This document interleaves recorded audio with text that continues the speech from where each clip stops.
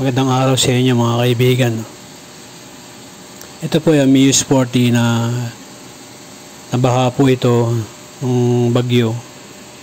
Ngayon, pinapalitan namin ng bagong harness. Ayan, nirecover namin. Hindi siya umaandar. Ngayon nga, nagpasya kaming nagpalit ng buong harness kasi yung dating harness niya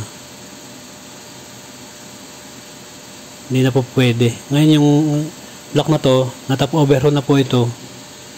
And then testing namin ng battery. Wala pa kaming push start. And then direkta po muna namin yung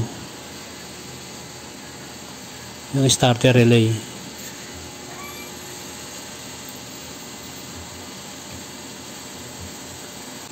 Ayan, wala pa po kaming push start dyan sa may handlebar.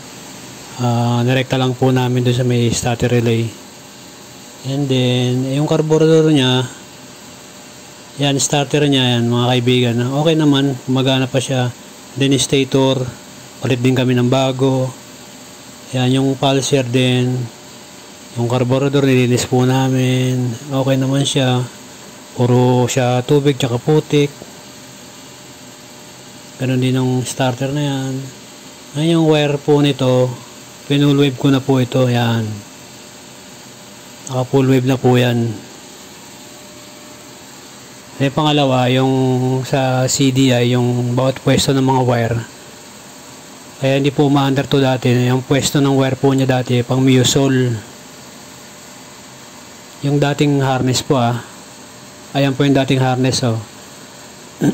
Kaya hindi po ma-under yan dati dahil pang Miosol yung bawat pwesto ng wire ng CDI.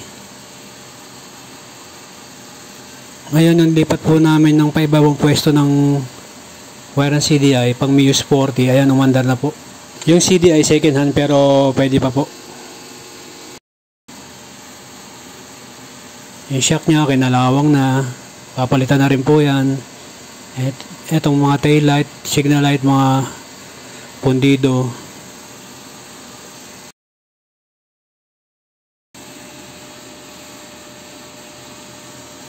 Unti-unti na lang po ito mga kaibigan, no?